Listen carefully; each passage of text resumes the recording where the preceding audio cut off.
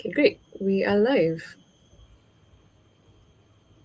Hi, everybody. So we'll just give it a few minutes so that people can join in. Karibuni sana to our fireside chats where we'll be demystifying data engineering. My name is Annette Kimani, brand marketing manager, social Zindua School, and yeah, hoping to have a good session, hoping to have an interactive session, and maybe who knows, take up one of our programs here at Zindua School. So we'll just give it like 2 minutes, then we can start our first activity, which will be an quick engagement activity. Tulikuwa high school and there was something called Chemsha Bongo. So we'll Chemsha Bongo today for like 3 minutes, then we move on to the main agenda. So let's give it like 2 minutes, then we can start. Maybe you can give us a thumbs up. Give me a thumbs up if you can hear me. Anyone in the crowd? We'll just give it a few minutes, seconds, then we start at 7:38. Few minutes. That's fine.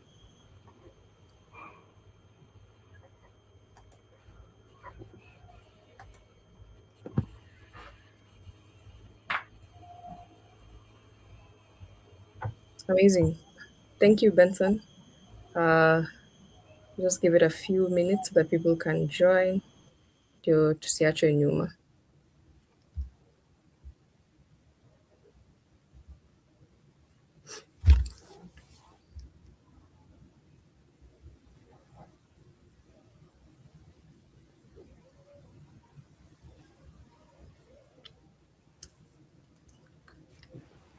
I'm seeing people are joining. Thank you so much for joining this session. Just give us a thumbs up if you can hear me. Thank you. Thank you, Mike.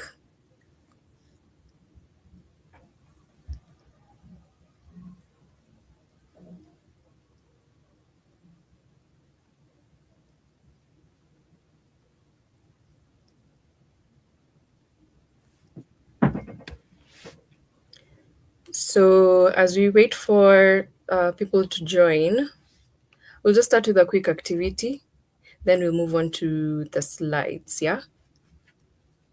So as we wait for people to join, maybe we can start with the quiz, short quiz on data engineering. Najua si kila mtu ni data engineer, so tunaweza tumia elimination method for the answers. So here's the link and the pin. I'm just going to put it on chat.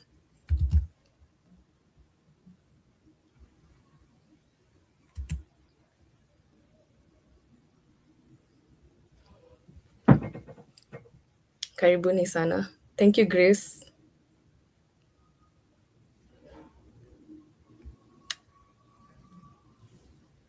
Karibuni, karibuni. We'll start at 7:38 with our quick engagement activity.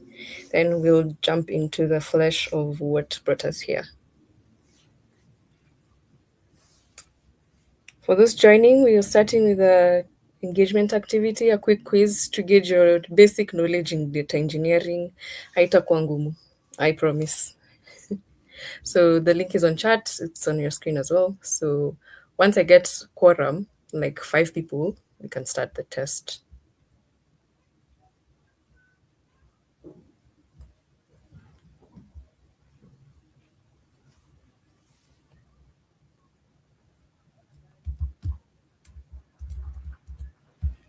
Thank you for joining. Just give us a thumbs up if you can hear me. We want to start at 7:38 with a quick game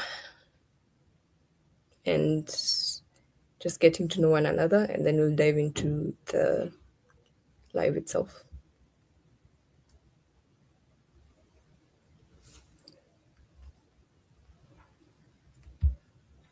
Okay, so there's one person in the quiz na naona tuko watu saba. Hamjiamini?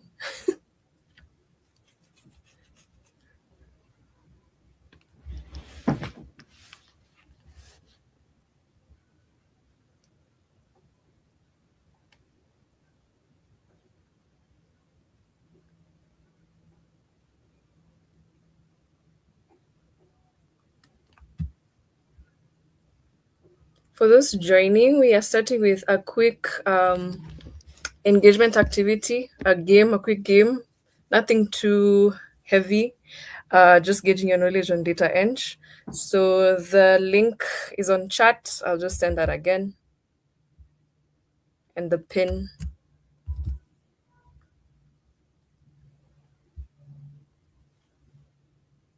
Give me a letter Z, ukijoin. Ndio tuanze game. We'll just start with like 5 people so that we also be wary of time.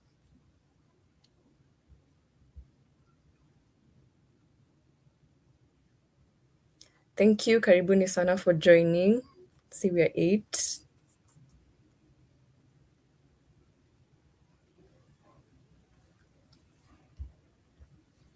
Okay, I'm seeing others on the game.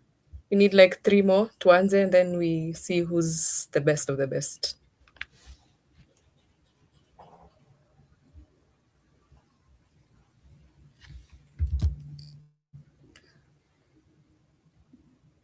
I'm sending the link again for those joining and the pin for the game so that you can start. You want to keep this short so that we are done on time. Let me check the game. Great. So we are at 4. I need one more person. Hatuwezi cheza wanne.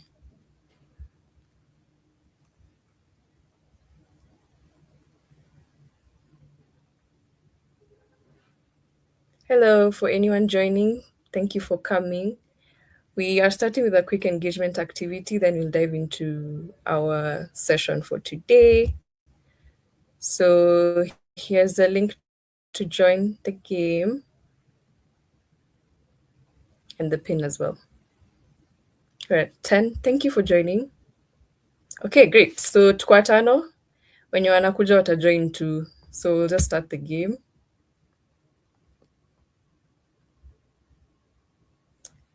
Great. So can you see it on your end? You can give me like a thumbs up if you can see it on your end, if you can see the questions on your end.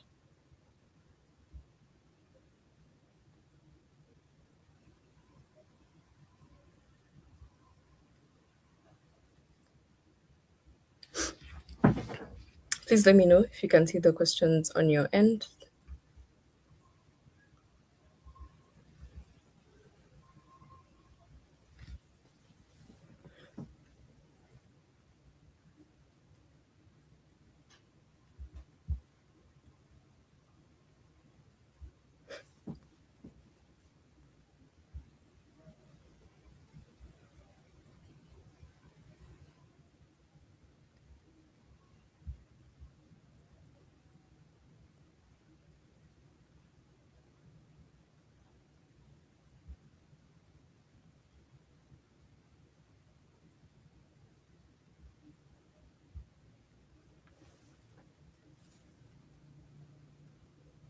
Are some of you trying? Naona ni kama kuna watu wako 0. Thank you for those joining us. We are doing a quick game as we start this wonderful session on demystifying data engineering. So just set a quick timer there. So let me just adjust it because we're also pressed for time.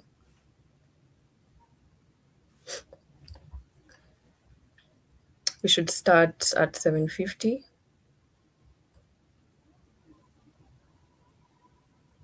Kuna watu hawajajaribu, sijui kama na air nawaanika.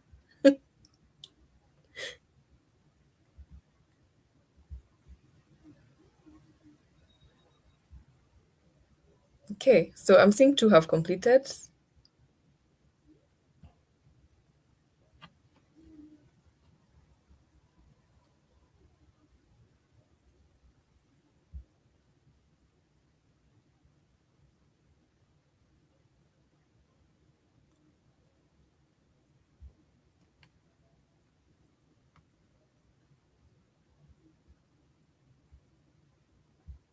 For those who are not trying, what's happening? Is it that hard? I'll be ending the test at 7:45, then we'll see our scores, and then we'll proceed to the bulk of our live today.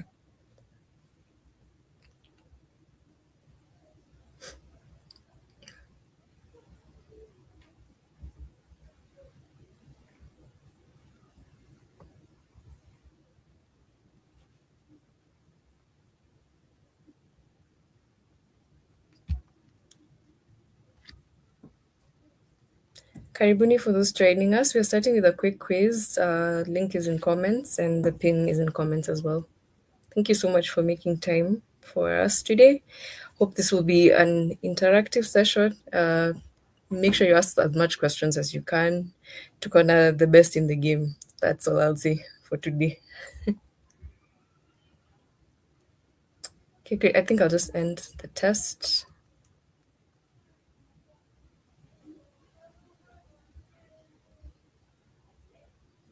So, number one, we have Benson Muriu, Florence Grace at 10. That's good. Mjipigia makofi. And I'm seeing Wairagu and Winnie at 8. Oh, Raquel also got 10. Congrats. We have Wahome and Winnie. Nice. Then we have Mutaiti and Mike at 4. Then I don't know if Joy alikwama kidogo, but these are next time. So thank you so much for taking part in that. Thank you so much for taking part in that. We'll now just cross over to Chris. Maybe you can just share your screen and then I'll add it to stage. Thank you so much for joining, everybody. Thank you for the winners, and hope today will be productive and we'll have an engaging discussion.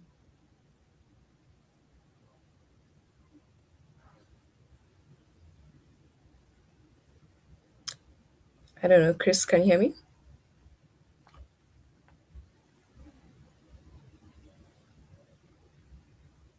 Yes. Thank you, Okay, Annette. so I'll I add it think to the I've stage. put it up. You can just Yes, you're on the stage add now. it to this.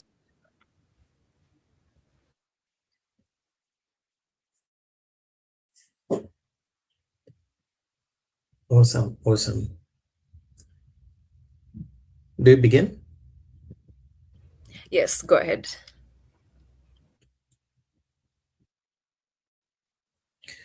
Thank you all. So today we want to demystify data engineering, and I have very astute data engineers in the room, and we should be able to answer the questions of, what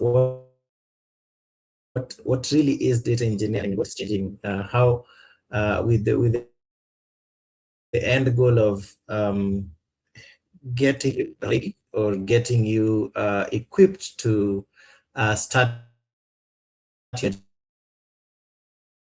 journey as a data engineer or any other related career path in data. So I'll just move to it at once. We will start with a trivia that's done with the introduction to the names of those people. I'll invite the two data engineers to just do an introduction, tell us what it is they do, and maybe a fun fact about them. Yeah. And then we will tackle what data engineering is.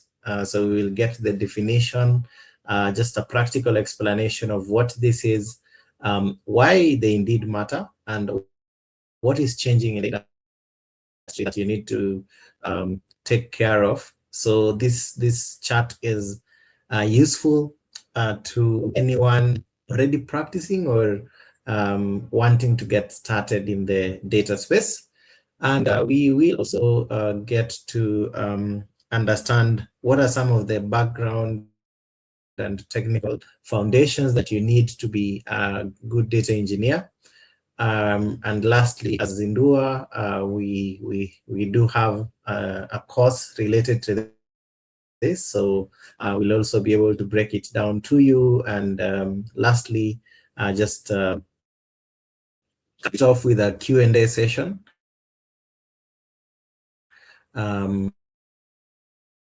Where I will invite you to, ask anything. With that, I believe we can begin. So I'll invite the first speaker today, Bwana Wilberforce,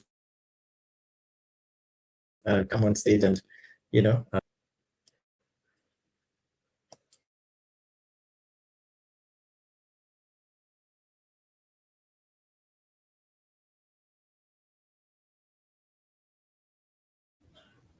Wilberforce, I don't know if you can hear us.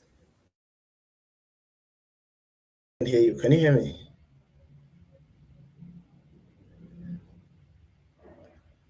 Yes, we can. Awesome, awesome, awesome. Thank you for confirming that. And yeah, thank you for the warm introduction, Chris.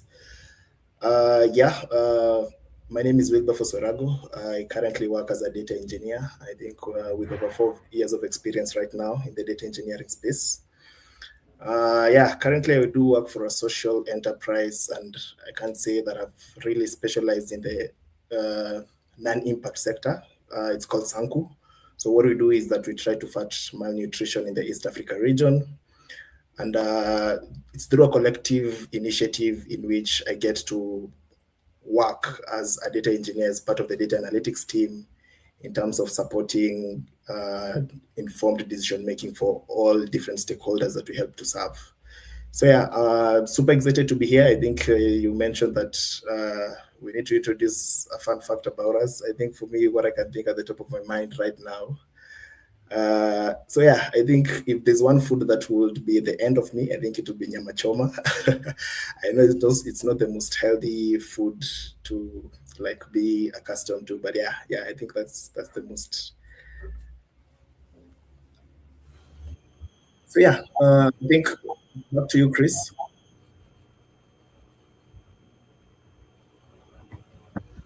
Thank you first, and then I can invite the next speaker, Mark. All right. Thanks, Chris. Thanks, Annette. Awesome stuff. Wilberforce. My name is Mark Mutaiti. I have a bit over 5 years experience working in the data space as a data practitioner.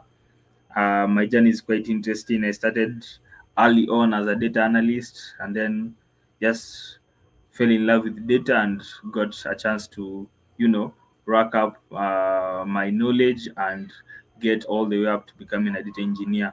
I currently work with Sun Technologies. I basically build data products for companies across the world. Yeah, fun fact about myself is funny enough, for us techies, most of us assume that we are not very physically active. I have played badminton to the national level in Kenya. So, yeah, other than that, I enjoy building scalable systems. I enjoy building pipelines. I enjoy doing all the work in the background. Happy to be here. I hope to have a very, very fun and educative conversation with you all. And finally, I have multiple screens, so I'm going to put my video off so that you people do not feel lonely when I am looking away.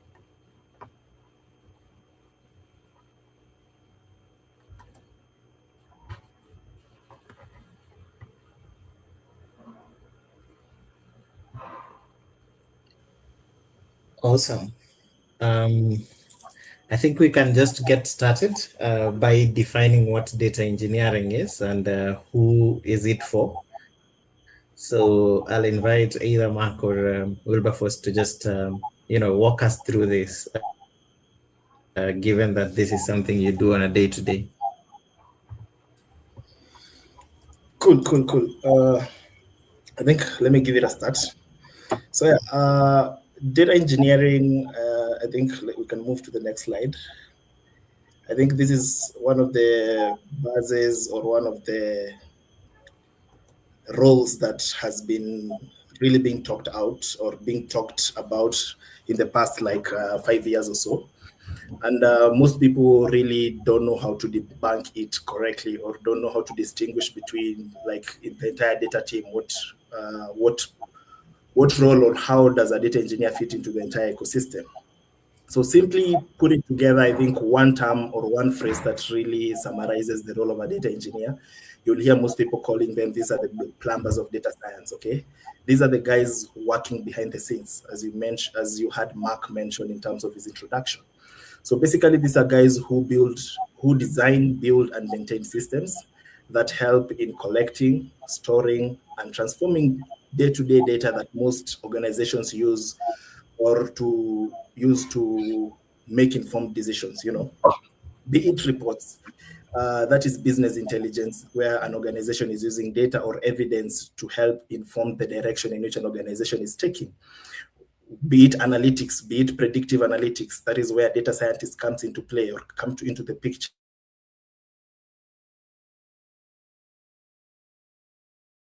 And consumptions of data. We always say that a lot of sourcing, transformations, and cleaning, and what you call aggregations of this data so that you can make sense out of it really comes into the picture, you know. So data engineering is pretty much an upstream role or task in the entire data ecosystems, you know, because these are the guys that help in automating these things, these processes, in terms of ensuring that insights, or there's a continuous flow in terms of the data that most people are using to form insights, you know. And if you had to have a mental picture of this, I think the best analogy that we normally use, we can move on to the next slide, is you think of how water flows. You know, most of us, I think we are in Nairobi, right?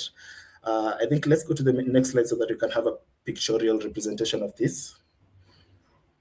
You would know that most of the water that comes from, let's say, or that services the entire Nairobi metropolitan region mostly comes from, let's say, Ndakaine, or let's say when the rain comes in, you know. So think of these sources as disparate sources of data, you know. And for this data to be able to reach to the end consumer, that is right into our homes, or right at the very end, our taps, our sinks, so that you can be able to clean our clothes, have it ready for consumption in terms of drinking and cooking and so on and so on. It has to move various stages, you know. It has to go to, let's say, the key custodians, let's say the Nairobi Water and Sewage Company, you know. They do have storage locations. So they do have pipelines that source data from, let's say, Ndakaine. Then it comes in large amounts to, let's say, a staging area where they have to put in some purifiers, you know. So this is a way of them cleaning the data to remove, let's say, stones, remove anything that might seem unfit for human consumption, you know. So that is the pre-processing that we're talking about, making this data, making this water ready for consumption in simple terms. And as it flows through all these different stages, it is able to get into your local storage containers, be it plastic tanks, be it your shower, whether you're bathing, and so on and so on. So if you relate this to data movement, you will notice that data sits at, or data is generated from different points. Right now, as let's say we finish this call, you know, we all get to, let's say, interact with the social media platforms, you know. These social media platforms are actually generating data each and every second. Once you like a tweet, once you, let's say, post a video, let's say you've been up and about recording snippets of your day-to-day interactions, and then at the end of the day, you need to post that on TikTok, you know. That is data generation. How does this data move from you generating to the end consumer, whereby people are following you and they can be able to, let's say, interact with you, you know. So this is data generation, and it comes from various disparate, like, sources, and it is in disparate in nature, you know.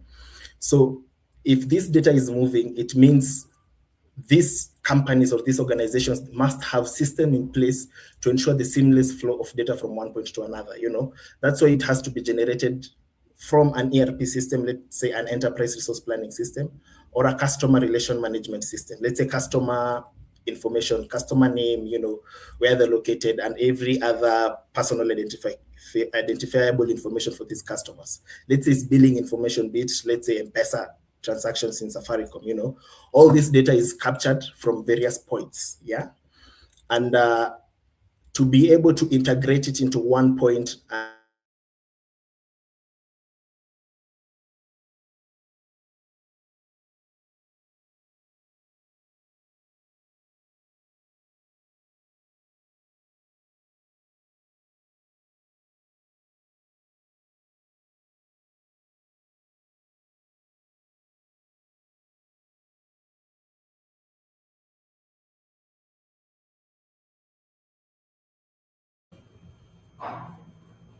I think we lost Wilberforce for a moment, Okay. but I think Wilberforce was basically speaking about how data flows through the data ecosystem and what role we play as data engineers in that ecosystem. And I have to say that data engineering is really, as he mentioned, plumbers of data scientists or data analysts or whoever who is receiving the data. It could be a client system, it could be an actual person who goes through the data, but really what we do is be in the trenches, be in the background, collect all the data, make sure that this data moves efficiently across different platforms until it ends to our client platform or our client system. So that is basically what data engineers do. We are builders, like every other software developer. We build stuff and we make sure that data is clean, consistent across different systems.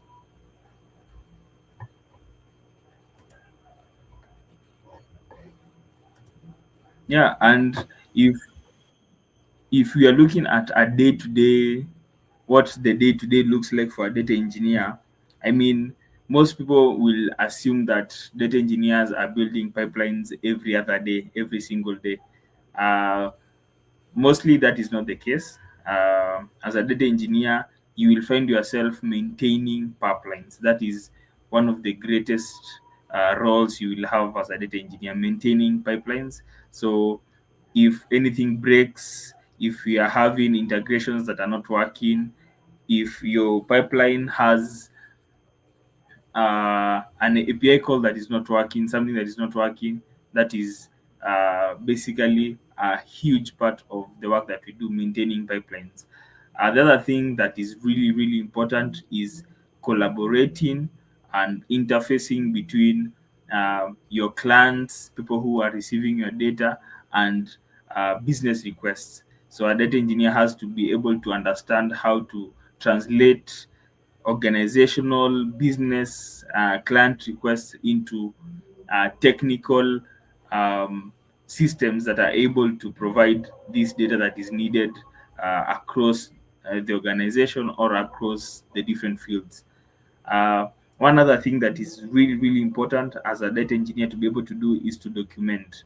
So, data engineers host and are the owners of metadata, are the owners of data catalogs, are the owners of data dictionaries. So anywhere where you need to document your processes, document um, how the data is flowing, that is what data engineers do. Okay, and the last bit, which is very interesting, is API integrations. Most of the times, you'll find that the data that you need is not locally available, is not data that exist in your local system. So most of the times you're using third party applications or systems to receive data. So you have to really be able to know how to integrate all these that party elements into a data warehouse or data mesh. Yeah, I think that is a brief overview of what a data engineer does on his or her day to day.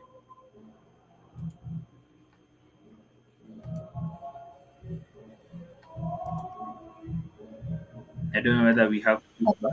First, are you back?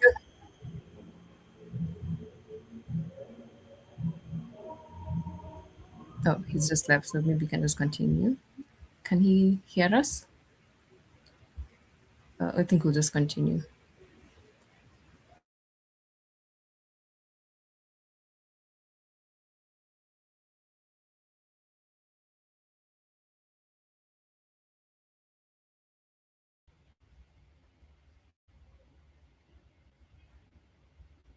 So I do not know whether we have Chris or Wilberforce back. Annette, if they are not back, I'm more than happy to continue. Chris is here and Wilberforce as well. Maybe they can just signal us if you are here, Chris. Yes, Okay. back now. Um, Mark, I think you can just continue as we wait for Wilberforce to take us through the next bit.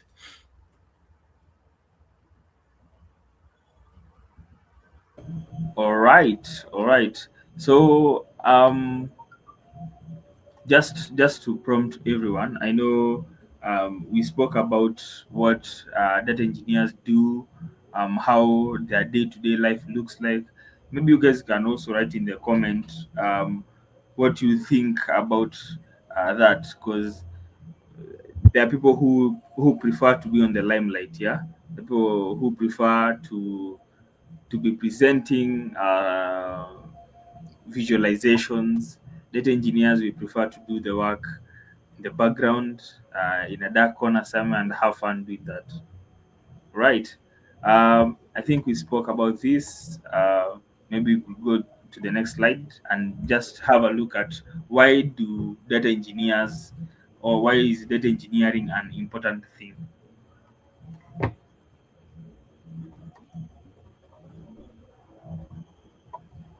All right. So most of us, and even you guys, as you strive to upskill yourselves to become data engineers, most of the times you'll find yourself working in organizations, helping organizations build data systems and structures that help them to become data driven organizations. They say that the future, the next world war will be data centric.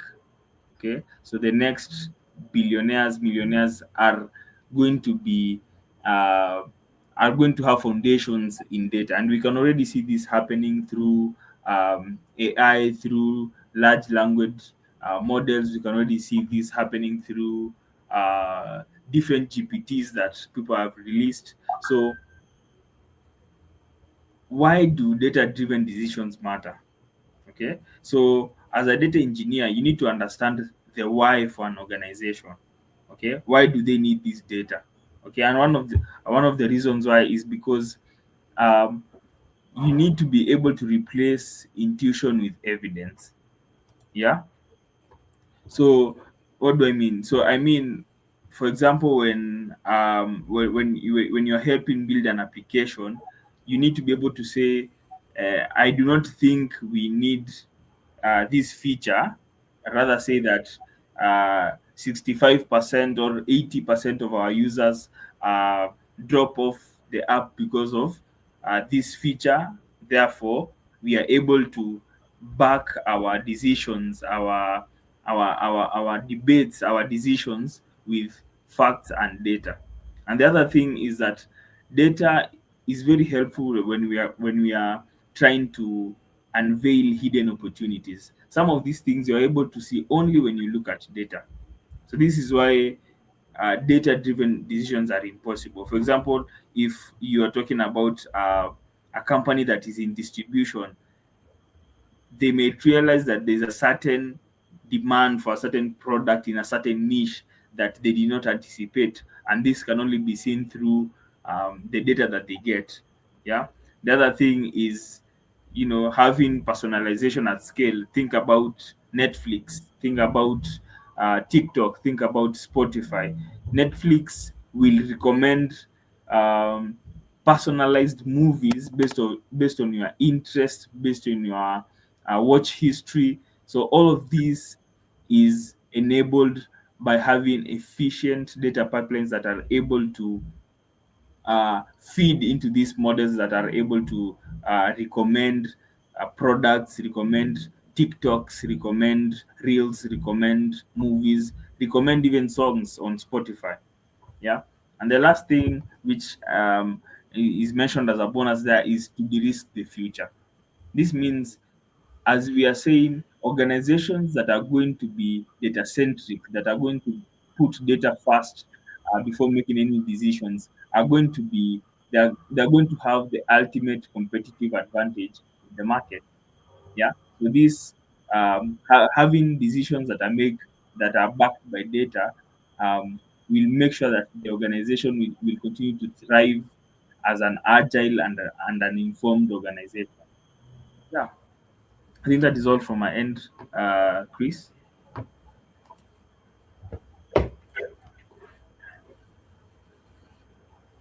Okay. Uh, uh, I can tackle the next part, which is something I'm sure all of us are very much interested in. And we're just talking about local salary ranges, and organizations always differ, of course. Organizations have different budgets and different prioritization depending on their core business and the level of support they need from the data teams. But generally, if you look at salary scales on platforms like Glassdoor and for organizations mainly centered in Kenya, uh, these are some of the figures you can expect to be working with. So suffice it to say, this is not um, an all doom and gloom kind of career, because the amounts we are seeing on average, in terms of even the ranges for entry level all the way to senior data engineers, are very tantalizing in that respect. And you can always play outside of these bounds depending on additional skills that you're bringing on board, and just depending on the expertise or your level of expertise that you're bringing to the table. So I think I'd want us to go to the next bit, just reflecting on what is changing in the data industry in general. Myself, I'm a data scientist, and I work with data a lot, both at a day-to-day level in my role, and also through mentorship. So some of the things that we are seeing relate to just the changing data stack. I think the stack is evolving into more movement into intelligent analytics and the platforms that we've been using a lot more. Your GCP, your AWS, they are moving to unify these capabilities all under one roof. Like, for example, on the Microsoft side, all data capabilities and data engineering tasks are now handled within Microsoft Fabric. And there's a lot more movement, even in terms of tools that are being used. So a lot of these platforms are very cloud focused, and it goes without saying that you and later on in the slides as we move along, you'll see the kind of foundational skills and tools that you need in your arsenal to be an effective data professional. But as to the specifics of data engineering, I think I can just check with Wilberforce if he's already in, to also cover a bit more on what vendors are doing, and how the tasks themselves are also changing, and the day-to-day roles of a data engineer. So over to you, Wilberforce. Yeah, Chris, I think I'm here, and I hope you can hear me. I think just some internet issues around here. We're good? Yes, we can hear you now.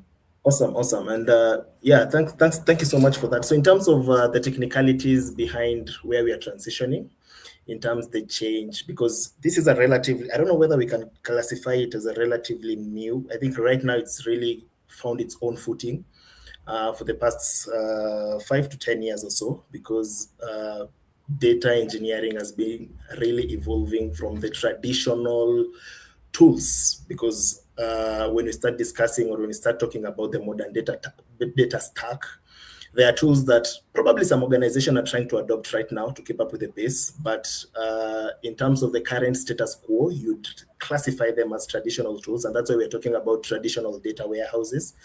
Some small background to contextualize this is that with the recent advancements in technology, there's some few constraints that have always been, let's say, a hindrance in terms of the adoption of big data. One being compute, another one being storage. So a while back, storage was really expensive, actually, and same to compute. but with advent of cloud computing, more specifically, whereby you can simply get compute resources or storage resources with a few clicks of a button via the internet, and you don't have to like have some initial startup capital for setting up a whole data center and also so on and so on. These things started becoming cheaper.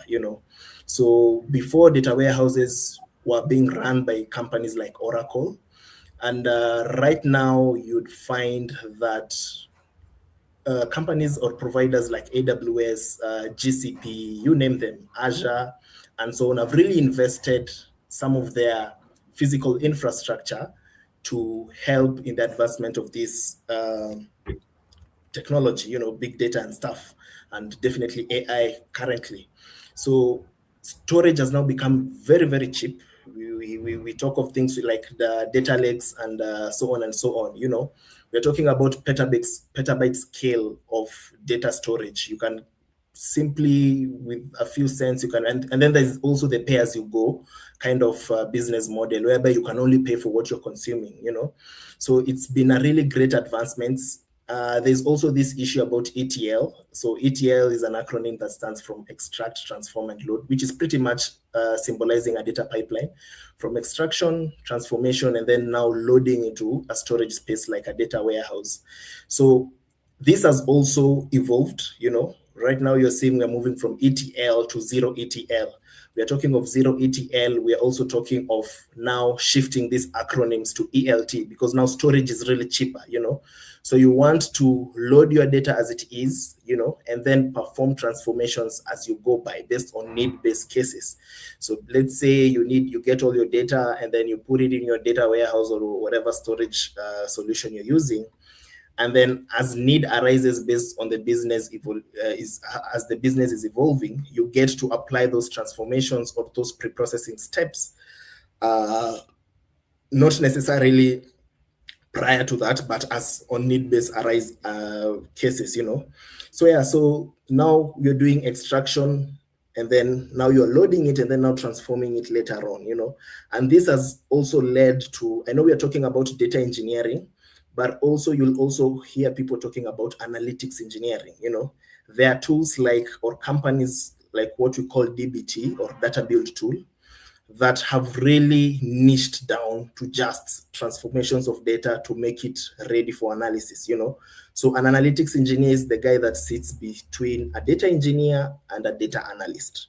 So this is the guy that transforms the technical hardcore data engineering stuff into business-like ready data. So these are guys that are solely maintaining what we call data warehouses, and in the next 3-5 years, analytics engineering will also find its own footing. But right now, data engineers are expected to know analytics engineering stuff. That is that whole ETL bit, But it's, again, these roles, you'll always hear them being thrown here and there, but as long as you understand your core responsibility in an organization and the value that you bring to the team and to the entire department at large, you will definitely find your own footing. Okay.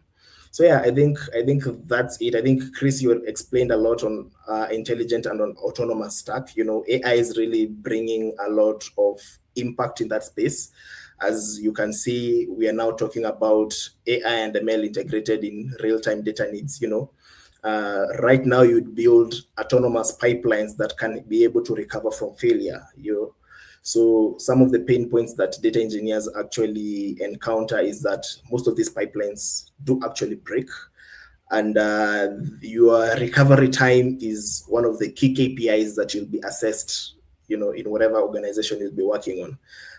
You woke up, your pipeline failed in the morning, let's say your analytics schedules, let's say it's on a daily basis. So most of stakeholders expect your dashboards to refresh every morning, so that as they're doing their day-to-days, at least they have the latest insights or the latest data and reports to work, and then your pipelines failed in the morning, So how quickly can you recover, go in, troubleshoot, know what failed, then your pipeline can now rerun with the latest correct.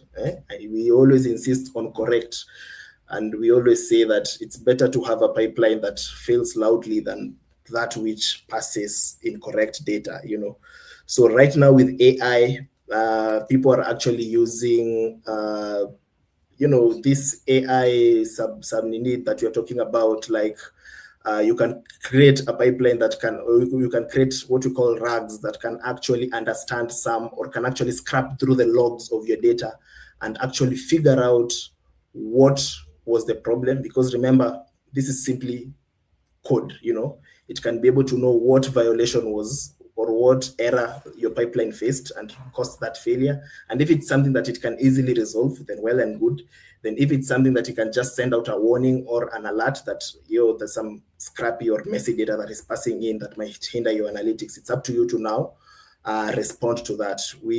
Right now we are talking about embedded machine learning. This is machine learning based on real-time kind of setup. So this is machine learning that is being embedded on edge devices. You think of your smartwatch, how can it be intelligent enough to know that, based on these readings that we are getting and correlating to based on how it was trained, something might happen, So that is what we're calling embedded machine learning. Machine learning that is running on the edge. It doesn't have to now connect to a cloud server somewhere so that it can make inferencing and, all that kind of stuff that happens behind the scenes. So how can it make decisions just on the fly with the compute resources that you have on your watch, So those are the kind of the things that data engineering is really powering, and it's really helping. Most people won't know, but yeah, I don't know whether people mentioned, but data engineers are always the unsung heroes in this space. If we look at the emerging trends, there is what we call data mesh. So data mesh simply is, you think of an organization, most have centralized data teams where you have a data team that, or has a data platform that serves the entire organization, finance, supply chain, all these other kind of departments.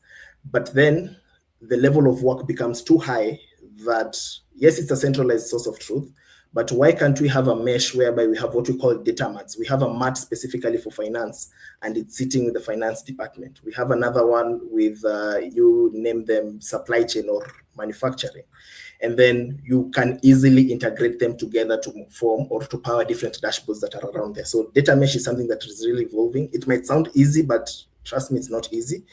We also have what you call data contracts. Data contracts, they think of them as an evolution of how to enhance data quality. It's a way like you setting up a predefined standard. Think of it as a contract. And anytime your pipeline violates that contract, something, it's a way of automating data quality checks and data, all those data integrity constraints that we set up in our data pipelines. So those are data contracts. It's really evolving. You'd find them being defined by what we call YAML code. I think we will talk more about some of the technical skills or programming skills that you need. Some companies are really niching down in this. There's a company called Soda that is really, their main value proposition is how to automate data quality tests, and how they're evolving that is through setting up data, helping organizations to set up data contracts within their business logic or the business domain. Streaming fast architectures. Streaming is the process where insights are brought up just immediately or near immediately within the time that the data has been generated, So it's pretty complicated, but nothing that can't be done. Yeah, there's also what we call reverse ETL. So reverse ETL, we have extraction, transformation, and loading. And then now we have doing the reverse. So you can have an ETL pipeline that is getting data from, let's say, a source like a CRM, and then this CRM is being used by stakeholders. So we are extracting data, transforming it, and then now loading somewhere where we can build a dashboard on it. But let's say we have a business metric that we want to calculate, and we want it displayed in this source system, That's where you will build a reverse ETL pipeline that will now calculate that business metric, let's say active customers or customer retention. And then now your pipeline does the reverse. Instead of getting or storing it into your warehouse, it now gives that data back to the source system so that it can be displayed. Let's say it's in a form or something of the sort, Yeah, there's also data ops. How do you automate processes for these data pipelines?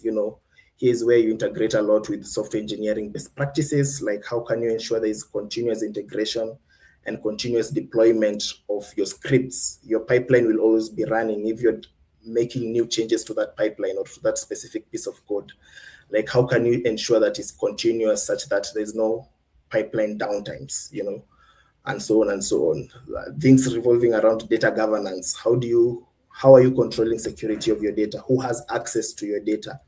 What measures and policies do you have in place in sharing this data with stakeholders? Are you anonymizing your data to comply with, uh, regulations like GDPR, Data Protection Act of Kenya? So these are some of the skills that most people tend to overlook, but you really need to pay attention to them to avoid stuff like lawsuits within your organization. Yet you are the expert who's supposed to be advising your leaders within your organization. So how can I get started with data engineering? I don't know whether Chris or Mark, are you picking up on this, or I can just proceed? You can just proceed. Okay, cool. So, like, if you want to get started in data engineering, most people get to ask us this question because it always sounds like this very complicated stuff, but trust you me, it's not rocket science. You just need to have the willingness and zeal to get started and being able to learn and grasp certain of the technical and non-technical fundamentals or skills that you need. You really need to be a good programmer. And in terms of programming languages, you need to just pick on two stuff. How can you have what we call functional programming? Let me just put it like something like Python. Python is a very versatile language that cuts across a lot of sub-disciplines in the tech space. There are guys that use it in software engineering. It's the most common programming language in the data space. It really handles interaction with data really well, And then there is also now what we call SQL. SQL is the language that helps you interact with databases. You cannot avoid working with databases. You cannot avoid working with SQL.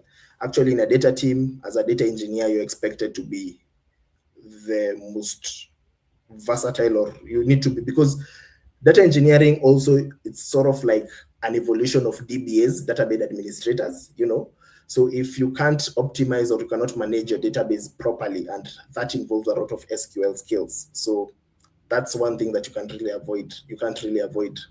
And then now when you scale, or when you start growing in your skills, you need to be really familiar with command line interfaces, because remember, you're building stuff. So you really need to be conversant with Linux.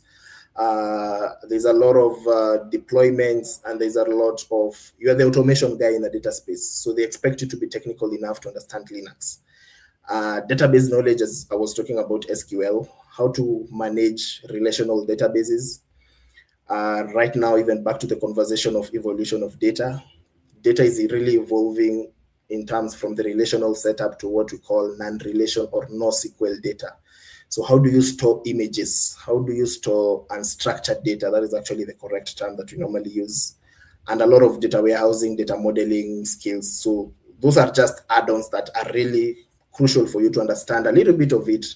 But trust you me, SQL, Python, and also a cloud platform. If you ask most data engineers in terms of what stack they have, they will mention a database language, they will mention a high-level programming language, and they also mention cloud. So in this day and age, data engineering and cloud are very much intermarried.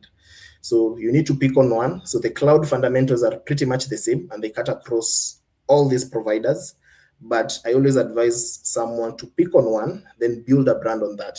But you need to be cloud agnostic enough to know, if you want to shift stuff from AWS, how does that interrelate with what Azure is offering? You will find AWS with a data warehousing solution. Azure will also be having a data warehousing solution. How you get from a junior to a senior data engineer is understanding the flavors, or the different flavors, or some of the pros and cons of using these tools from different providers. So cloud platforms you cannot avoid. Yeah, so moving forward, I think aside from the technical skills, I think it goes without saying a lot of business related skills that you need to have. You really need to be able to sit down and do a requirements gathering with fellow data analysts or even non-technical audiences. You should be able to have a sit down at these boardroom meetings, and you can be able to understand some of the needs that they have and translate them into technical requirements that you can now go sit down and now offer solutions to them. Yeah. Are we together, guys? So in terms of learning path and courses in which you can use to master this, there are different phases that, or different phased approach that you can use. So you can first start with the first phase, as I was talking about. You need to be good at SQL. You need to be good with Python. And we also have Git. So Git is a version control tool that we always use in the tech space. So how do you version control your code bases? How do you version control? How can you be able to make changes? And so on and so on. Then from the second phase, understand the fundamentals of data engineering. You're already making a first step by attending to this info session, because you're able to know what data engineering entails, some of the technical skills, some of the key requirements or building blocks of data engineering. Then now picking on a cloud platform, understanding how cloud computing works. Most people go into cloud by diving deep into it.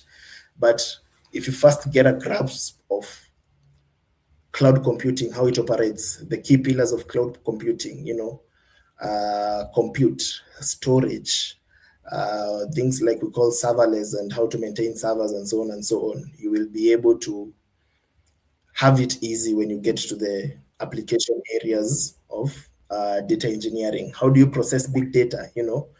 How do you create pipelines? How do you move data from one point to another? That is now where ETL and what I was talking about, ELT, comes into play. Then now more advanced, we have tools we call Spark. So this is more of like now senior level. How do you optimize Spark? Spark is a very versatile processing tool for big data, really handle large scale data processing. For those who've been in the data space, I know you've interacted with pandas a lot. When you're doing Python fundamentals for data, you will have to work with what we call pandas for data wrangling. But now when you talk about big data, this is data that is really huge. Here's where now Spark comes into the picture. And this is now what most versatile organizations are using. How do you monitor stuff? How do you monitor your pipelines? How do you create dashboards for the technical infrastructure, not for the data passing through? That is the work of the data analyst. But for you, you need to know, you need to enhance what we call observability. How can you observe your pipeline as an observer so that you can be able to decode or troubleshoot what is happening? Then there is what we call storage. Storage is really, you can't be in data and you're not storing this data somewhere. There is data lakes where we are storing all kinds of data, both structured and unstructured, you name them. There is also containerization. Containerization, here we're talking about how can you package your applications, but in this case, how can you package your data pipelines so that you can be able to automate deployments, how to even get started in setting up your infrastructure. You have to be really good at containerization with tools like Docker and so on and so on. And also pipelines, how do you ingest data from different sources? If you're told I need to get data from a website, there's what we call web scraping. Now that's a way of ingesting data. If you're supposed to get data from, let's say, a source system somewhere, you have to use what we call APIs, that is data ingestion. How do you orchestrate? So what we call orchestration is how do you define the movement? Think of orchestration as a traffic police saying this route you can, or this lane you can go to the left side, this other lane you can go to the right side. So that's where we have what we call airflow. So airflow, you'll use it as an orchestrator saying, this task can run, this task can pause to wait on this other guy. So that's the whole processes of automation that comes into the picture. Yeah, I think, and from there you'll be senior level, I kid you not.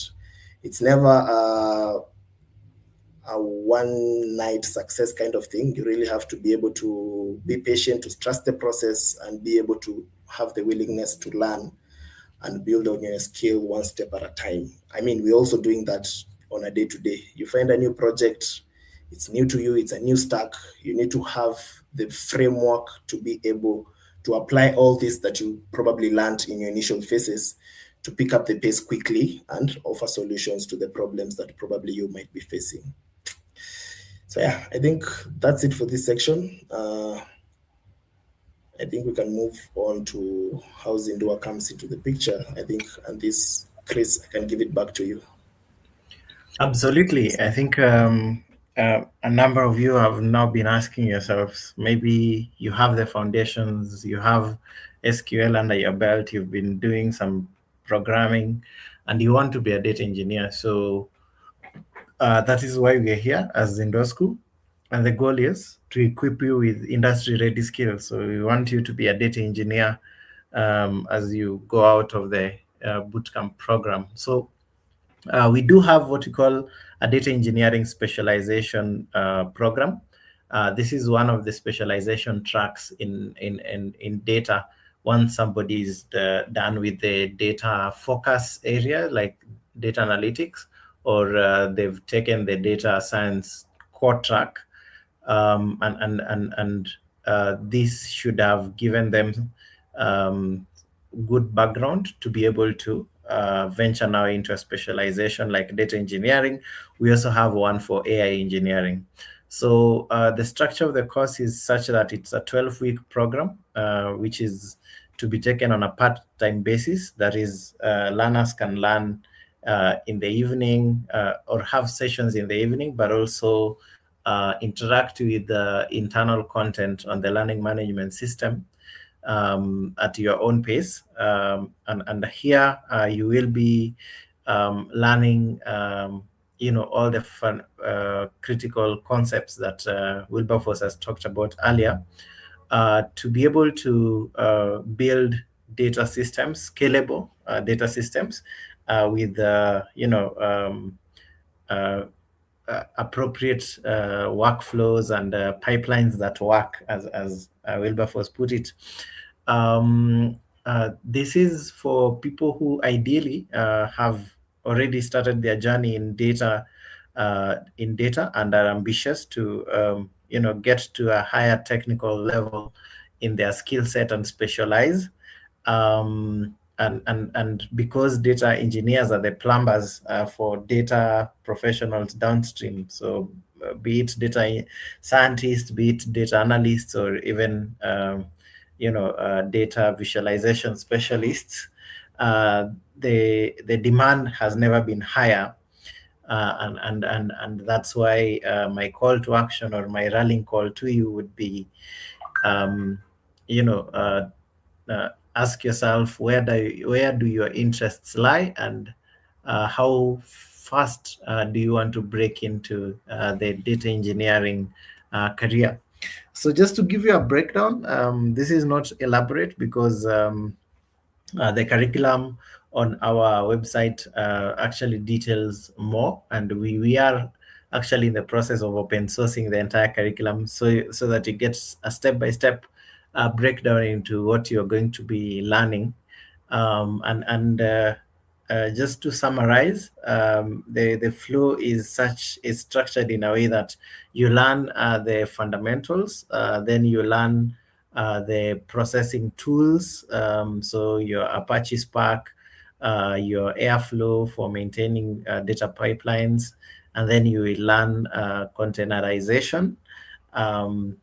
This program is, because cloud is such an important layer, we will be covering some cloud fundamentals, and here the focus is for the Microsoft Data Engineer certification as a credential layer, and so we will get you ready to undertake that certification. I think the name is changing, but that's not a problem.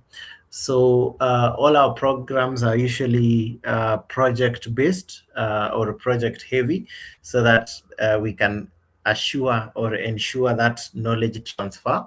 Hence why there will be a capstone project layer beyond the weekly projects that you will be doing, a capstone project that will enable you to bring it all together and build a real-world solution. So with that, I think I'll hand it over to Annette to just take us through the last bits, and also how we can interact with Zindua before we go to the Q&A section. Thank you so much, Chris, Mark, and Wilberforce for that. Meskia data engineers are the unsung heroes of the tech world. This is your chance to join the unsung heroes, yeah? So we'll just jump onto the pricing. So our costs on data engineering cost 65,000. You pay a 5K deposit and then have a 60K balance, which is completely different from the whole payment plan. Then we have the option to pay in 2 installments, which is a 5K deposit and a 31,500 monthly deposit, monthly installment in 2 months. Then we have flexible payment plans. For this one, you have to go through a bit of vetting by the Chapter Global. So that's a 5K deposit and a 13,500 monthly installments for 5 months. If you are a Zindua student and took data science, or software engineering, well, this is a deal for you because we'll have a 15K discount for any Zindua alumni.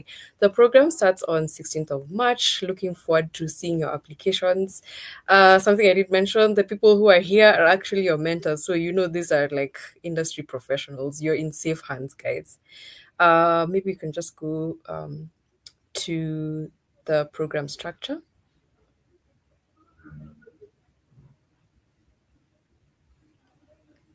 Great. So we've curated online resources for your on our learning management system. For those of you maybe who have had a chance to interact with our events during the Open Day, we launched our new LMS, and this will make sure we have online resources for people. When you're studying, you're able to just refer to your notes. As Chris has mentioned, we also have project-based learning. We pride ourselves in having very small classes, so it's easy for you to understand what you're learning. Also, as I've mentioned, here are technical mentors, so you'll have personalized support from each and every one of them. If you get stuck at a certain point, you've had it's very bulky, very heavy, so you're going to get support as you go on. Then, as mentioned, we have very advanced curriculum. As I said, these are the best in the game. Wamunda, very proper curriculum for you guys. So make sure you sign up, and I hope I'll see you in class. Yeah. So let's move on to the next slide. We can just scan that to join our WhatsApp community. I'll give you a moment. If you're on your comp, just scan that quickly so that you can join our WhatsApp community and get updates on our course and when it's starting. So I'll give you like 3 minutes, 1 minute to stretch kidogo. I know it was a very bulky session, but very much needed. Great. So you can get in touch with us. You can share that slide, Chris. The last one.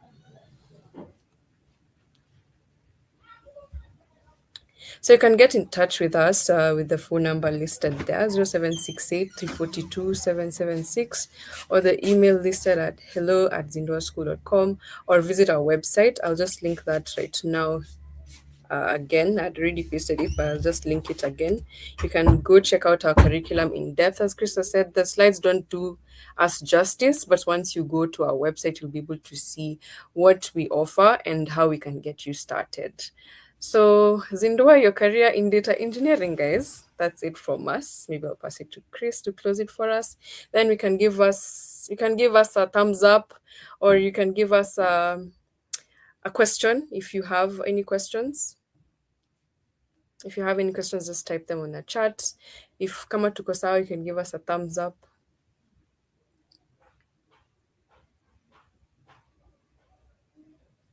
I'm checking the chat. I'll give you like a minute to type. Najua kuna vitu mingi maybe umesikia for the first time. Maybe you can ask that.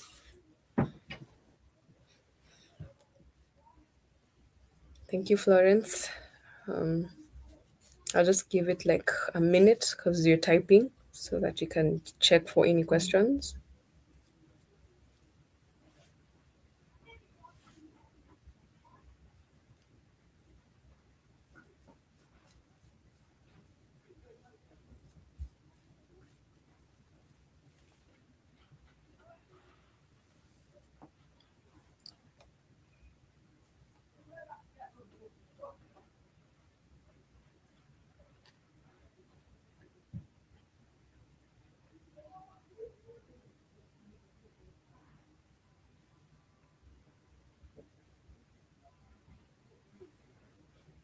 Thank you for the feedback, Mike.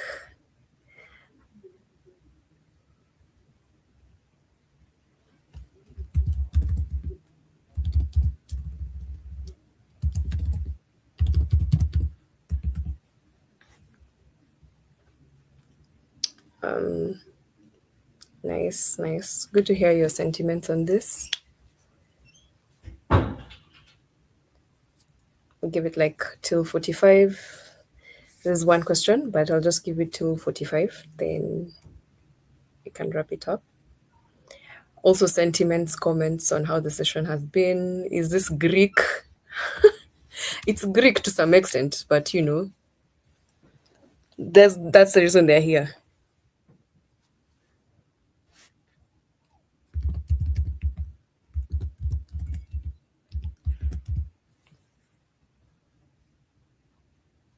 Okay, gotten a few comments. Mmepewa heko zenu, Mark and Wilberforce, for taking the time to help them understand data engineering better. We're grateful. Okay, so maybe I'll just take up the question on the data eng mentors. Currently, we are not looking, but you can just shoot me an email here. Just shoot me an email here, Asha, and then maybe you can talk from there. Is there anyone with a question on the curriculum or maybe something that you have not understood that you'd want us to clarify? This is the floor. I'll be wrapping it up at 8:46. Okay, great. So we have two intakes. Garang, we have two intakes. The first one is going to be on the 16th of March, and then we're going to have another intake later on in the year. We'll communicate the dates as we move with the course. So currently we have the one that's starting on the 16th, and then we'll have another one as the year progresses.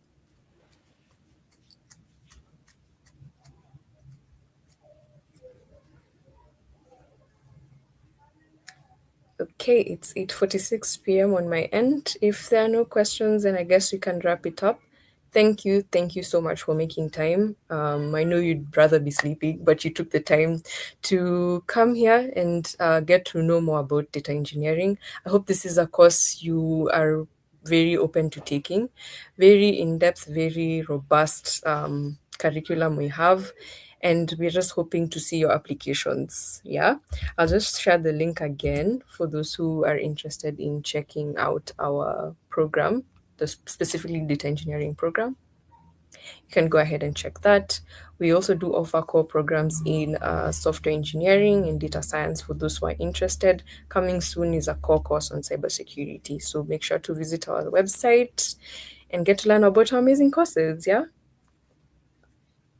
Okay, great. So maybe we'll just do like a 1 second checkout with the TMs and then we'll close it off. We'll start with Mark, Chris, and then Wilberforce. Maybe just a parting shot and then we can close the session. Thank you so much, Annette. Thank you so much, everyone, for making time to join us. I hope you've learned something new. You've learned a lot, and hoping that this has really sparked interest in the data engineering field. We are still not a full house. We still need more data engineers in this world. Hope to see you guys on this end.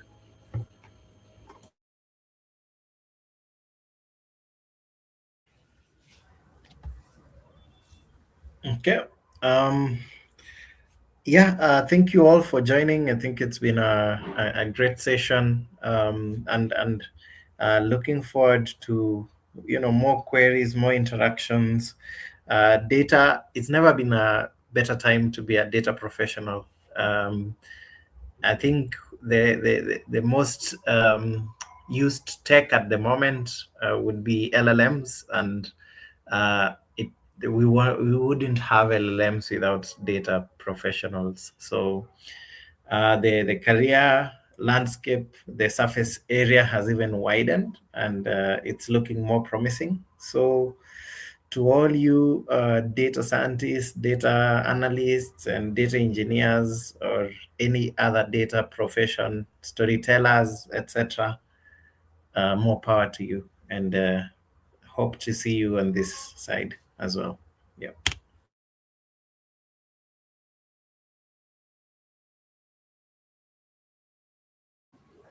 I don't know if Wilberforce is with us. Yes, I'm here, Annette. I'm here. I'm here. Okay. So I think as a parting shot, guys, I think just as Mark and Chris are saying, guys, take the step. For those who are already in the data space, I know you must have interacted with data engineering here or there, but you can decide to now build it as a brand and now understand the nitty-gritties of it like a key aspect, And for those now getting started, it's not rocket science, as I've been saying. As long as you have the willingness and the patience to learn, I kid you not, it will bear fruits. Yeah, so I think that's it for now. Great. So kazi kwenu. We hope to see your applications. Have an amazing night and a great weekend ahead. Sawa sawa.